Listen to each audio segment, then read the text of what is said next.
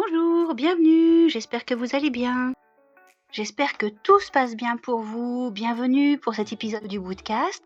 Aujourd'hui, ensemble, nous allons partager l'écrit 24 de Nichiren Daishonin intitulé « L'allègement de la rétribution karmique ». En voici les points de repère. Nichiren écrit cette lettre le 5e jour du 10e mois de 1271, 3 semaines seulement après avoir failli être exécuté à Tatsunokuchi.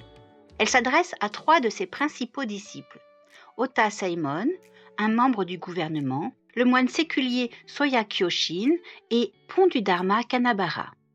L'un d'entre eux a peut-être rendu visite à Nichiren alors que, en attendant l'exil, il se trouvait en détention à la résidence de Homa, adjoint au gouverneur de l'île de Sado à Aichi. Les rapports indiquent que les 3 disciples vivaient dans la province de Shimousa, au nord-est de Kamakura. Cette lettre exprime peut-être la reconnaissance de Nichiren pour leur visite et pour l'inquiétude qu'ils manifestèrent par rapport à sa sécurité.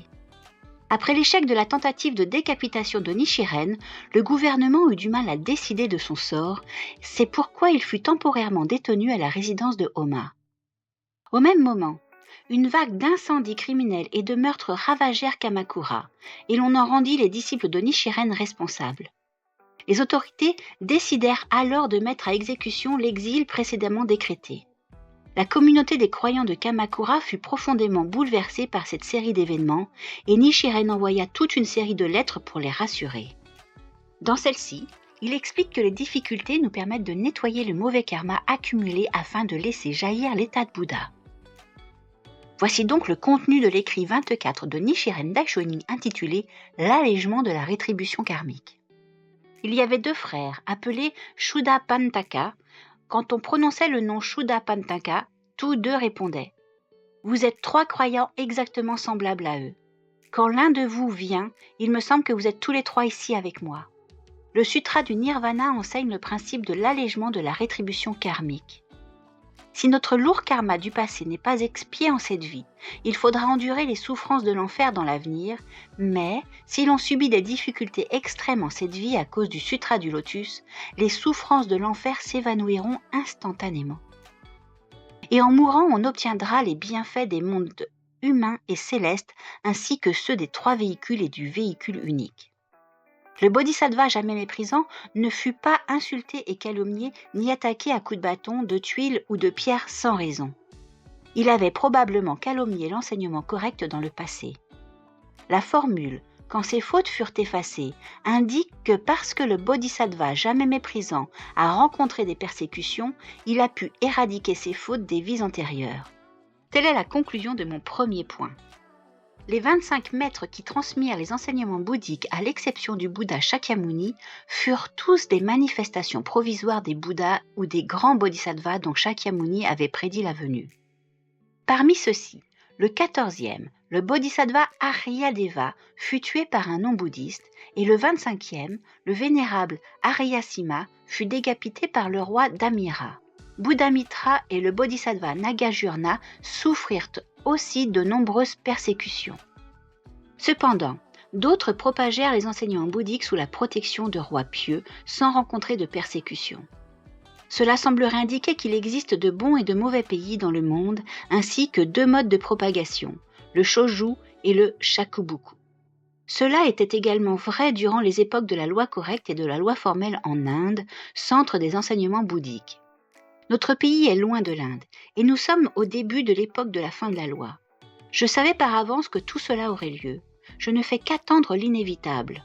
Telle est la conclusion de mon second point. J'ai exposé ce principe il y a longtemps, il ne doit donc pas être nouveau pour vous. Dans l'enseignement parfait, l'une des 6 étapes de la pratique est l'étape de la perception et de l'action. À ce stade, on agit comme on parle et l'on parle comme on agit. Ceux qui sont au stade où la nature de Bouddha est uniquement de l'ordre du principe sans l'avoir encore entendu, et ceux qui sont conscients de la vérité concernant cette nature de Bouddha car ils en ont entendu parler, ceux-là croient dans l'enseignement parfait.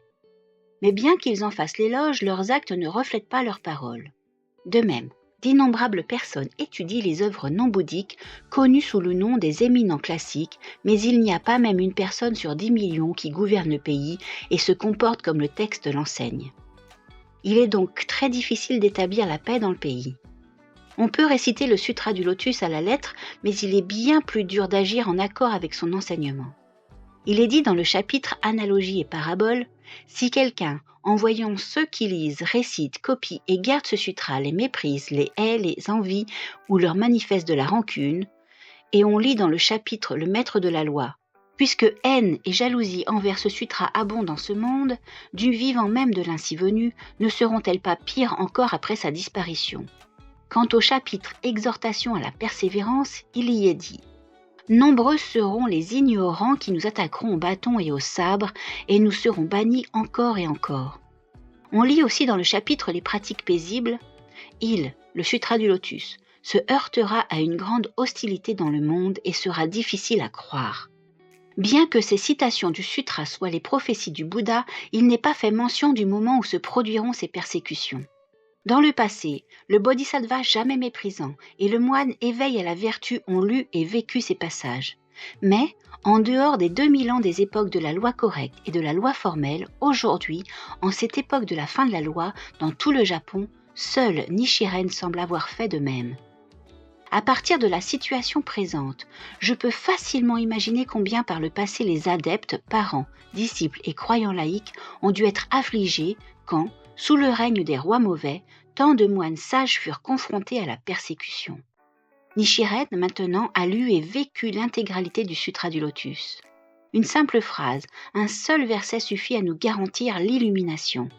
Puisque j'ai lu l'ensemble du Sutra, je suis donc d'autant plus certain d'y parvenir. Je suis plus confiant que jamais. Même si je peux paraître présomptueux, mon vœu le plus fervent est de réaliser la sécurité et la paix dans tout le pays. En un âge où nul ne m'écoute, cela dépasse cependant mon pouvoir. Je terminerai ici pour rester bref. Nichiren, le 5e jour du 10e mois de la 8e année de Bunhei 1271, signe cyclique de Kanato Itsuji. Réponse à Ota Saemon Nojo, au moine séculier Soya et à Pont du Dharma Kanabara. C'était le contenu de l'écrit 24 de Nichiren Daishonin intitulé « L'allègement de la rétribution karmique ». J'espère que ça vous a plu, j'espère que vous le réécouterez, j'espère que vous le partagerez, j'espère que ça vous encourage. Vous nous trouvez sur toutes les plateformes de streaming audio, Apple Podcasts, Google Podcasts, Deezer, Spotify, sur YouTube. N'hésitez pas à vous abonner, à liker, à partager, à nous faire connaître. Vous avez aussi dans la description tous les liens qui mènent soit à la version numérique du texte, soit à la version papier que vous pouvez vous procurer sur le site de la CEP. Voilà, je vous embrasse et je vous dis à très très vite. Encore merci pour tout.